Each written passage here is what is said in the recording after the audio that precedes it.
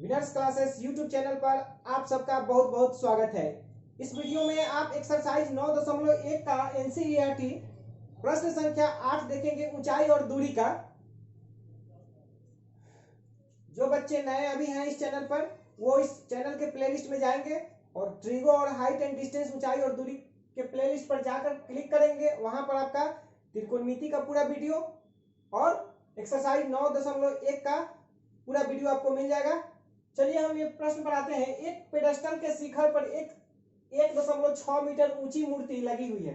भूमि के एक बिंदु से उन्नयन कोण 60 डिग्री है और उसी बिंदु से पेडस्टल के शिखर का उन्नयन कोण 45 डिग्री है। तो पेडस्टल की ऊंचाई बताएं। तो सबसे पहले पेडस्टल शब्द क्या है, देखिए ये एक चबूतरा होता है। जैसे कोई मूर्ति स्थापित की जाती है, अगर ये भूमि है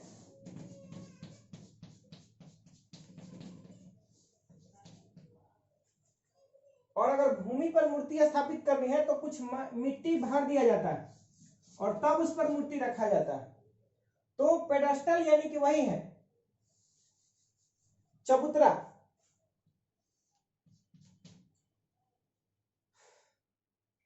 तो यहां पर आपको एक फिगर को आप ध्यान से समझिएगा। एक पेडस्टल के शिखर पर, तो सबसे पहले एक पेडस्टल बना लेते हैं, यानी कि यहां से यहां तक जमीन के ये जो हिस्सा आपको दिखाई दे रहा है, यानी कि यहां से यहां तक आप मिट्टी भरकर चबूतरा बना दिए। यह इतना ऊंचाई हो गया और अब इस पर आपको एक मूर्ति लगाना है। तो चलिए, और ये पेडस्टल की ऊंचाई दिया हुआ है 1.6 मीटर, यानी कि 1.6 मीटर तक ये पेडस्टल है और इसी पर एक आपका मूर्ति है। तो यहां पर नामकरण कर दें ए बी सी, और ए बी आपका हो गया मूर्ति और बी सी आपका है पेडस्टल, जिसकी ऊंचाई दी हुई है 1 पेडस्टल के शिखर पर 1.6 मीटर मूर्ति लगी हुई है। ये 1.6 जो है ये मूर्ति की ऊंचाई है, यानी कि एक ए बी की ऊंचाई है और पेडस्टल की ऊंचाई हमको पता नहीं है। आपको पेडस्टल की ऊंचाई ही ज्ञात करनी है।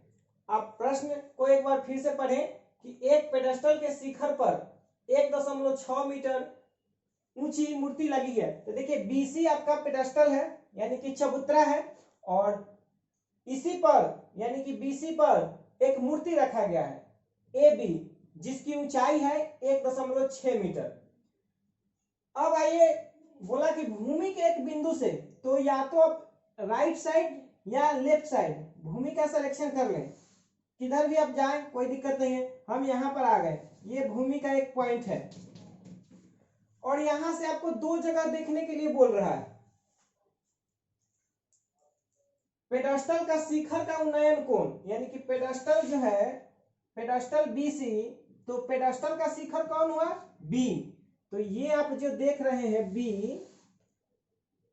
ये 45 डिग्री का कोण बना रहा है, जबकि भूमि के उसी बिंदु से आप पेडस्टल का मूर्ति का शिखर आप देख रहे हैं, तब आपका बन रहा है 60 डिग्री, यानी कि ये जो एंगल दिया है ये 60 डिग्री है।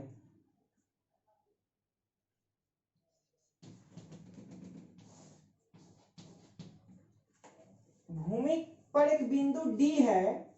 एक बार आप पेडस्टल के शिखर यानी कि बी को देख रहे हैं तो उन्नयन कोण आपका 45 डिग्री, जबकि आप मूर्ति को शिखर देख रहे हैं तो 60 डिग्री का कोण, उन्नयन कोण बन रहा है। अब आपको इस स्थिति में इस पेडस्टल की ऊंचाई ज्ञात करनी है, यानी कि बीसी की ऊंचाई ज्ञात करनी है। तो आप इस फिगर को ध्यान से देखेंगे तो दो समकोण त्रिभुज बना है, ए डी सी और बी डी सी। अब हम इन्हीं दोनों त्रिभुज में त्रिकोणमितीय अनुपात का प्रयोग करेंगे और इस पेडस्टल की ऊंचाई ज्ञात करेंगे।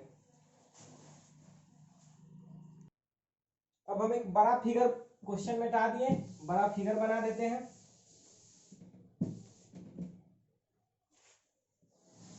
ये आपका जमीन,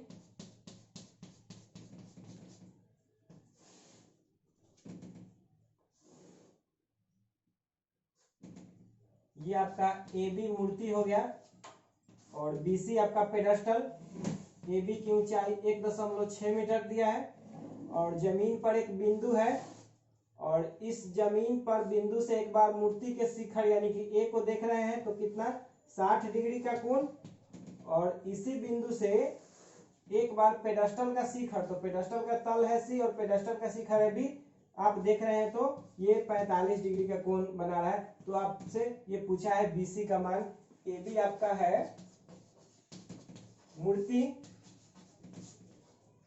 जिसकी लंबाई 1.6 मीटर और बीसी आपका है पेडस्टल। तो अब त्रिभुज यहाँ डी दिए हैं, तो त्रिभुज बीडीसी में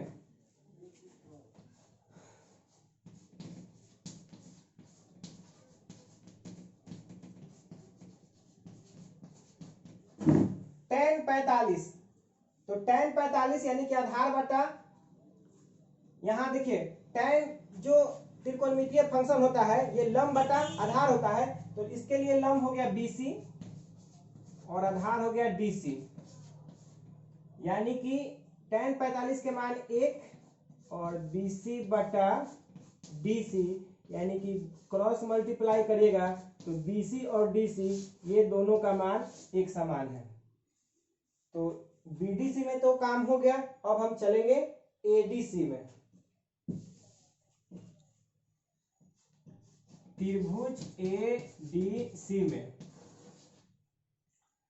tan 60,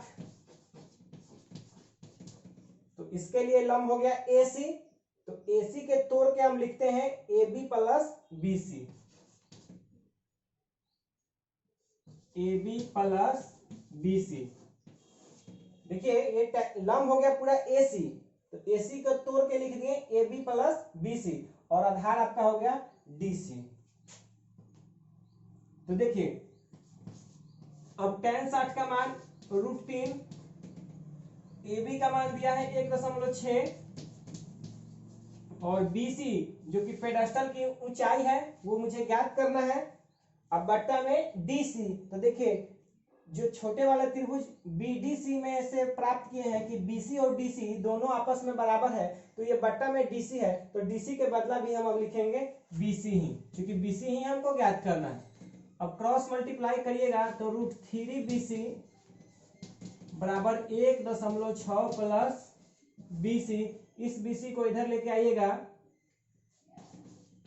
तो ये √3 कॉमन आएगा और -1 और बराबर 1.6, तो बीसी का जो मान आपका आ गया 1.6 बटा √3 - 1। अब चूंकि बट्टा में रूट है हम यहां मिटा के लिख देते हैं,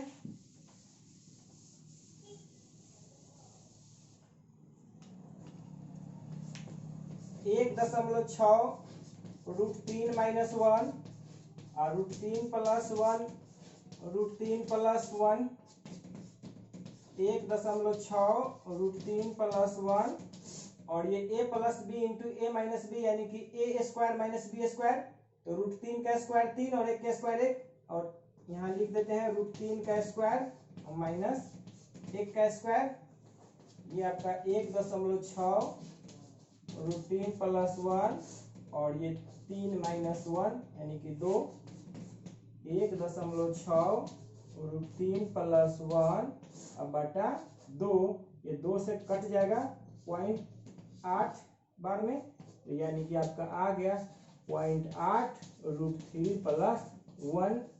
चूंकि सारे डायमेंशन मीटर में था इसलिए डायमेंशन मीटर में आया, नोट करिए।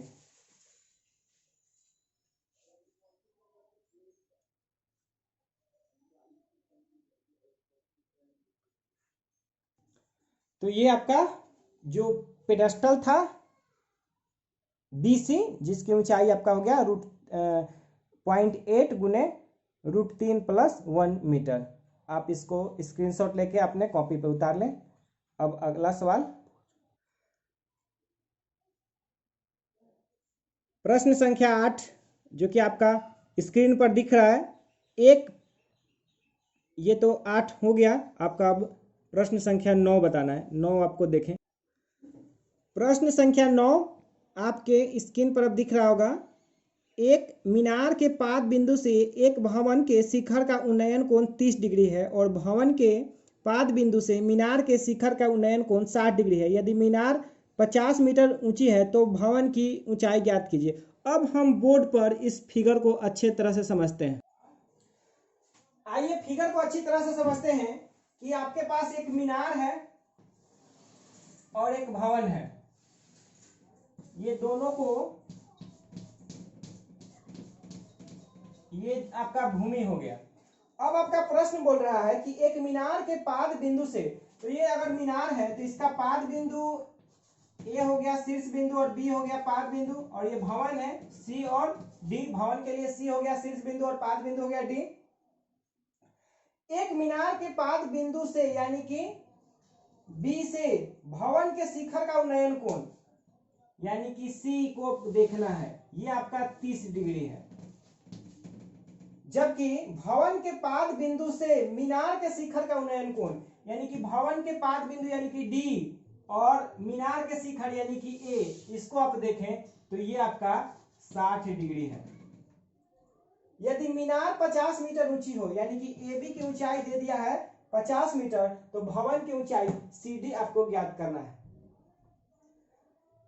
आप फिगर को एक बार और अच्छे से समझ ले। ए बी आपका एक मीनार है, सी डी आपका एक भवन है।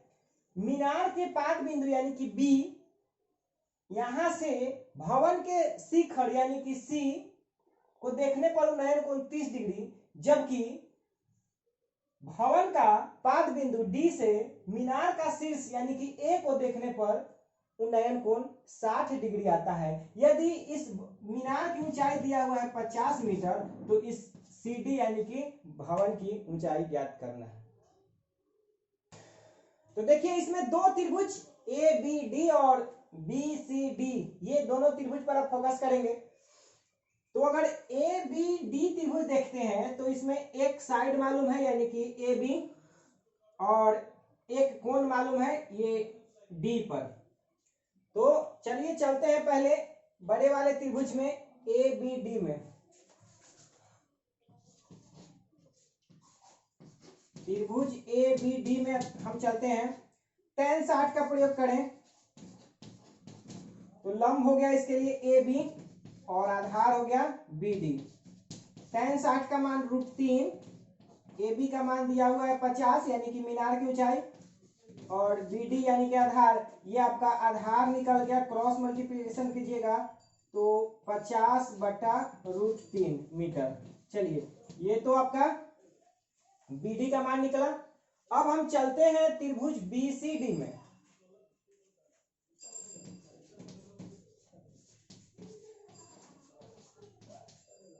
त्रिभुज बी सी डी में ये tan 30 का प्रयोग करते हैं। tan 30 बराबर इसलिए प्रयोग करते हैं कि चूंकि सी डी ज्ञात करना है, तो लंब यानी कि सी डी और आधार यानी कि बी डी। तो देखिए ये इसको समीकरण 1 मान लेते हैं और बी डी का मान 50/√3 यहाँ पर समीकरण 1 में दिया मिल गया है। यहाँ पर tan 30 का मान 1/√3 और सी डी को मुझे निकालना ही है जो कि भवन की ऊंचाई है, और बी डी 50/√3। तो ये हम इसको लिख सकते हैं सी डी √3 और बटा में 50, ये √3 ऊपर चल गया। अब क्रॉस मल्टीप्लाई करिएगा तो ये 50 और सी डी और √3 गुने 3 यानी कि 3, तो सी डी बराबर आ गया आपका 50/3 मीटर। यानी कि इसको आप भाग भी दे सकते हैं। ये 16.2/3, 16 3 48 2 50/3, ये आपका आ गया भवन की ऊंचाई 16.2√3 मीटर या 50/3, या फिर इसे दशमलव में भी आप लिख सकते हैं। इस तरह से ये आपका प्रश्न संख्या 9 कंप्लीट हो गया। आप इसको 2 बार 3 बार चला कर देखें, अच्छी तरह से आपको समझ में आ जाएगा। वीडियो देखने के लिए धन्यवाद। अच्छा लगे तो लाइक करें, सब्सक्राइब करें और इस वीडियो को वायरल करें। धन्यवाद।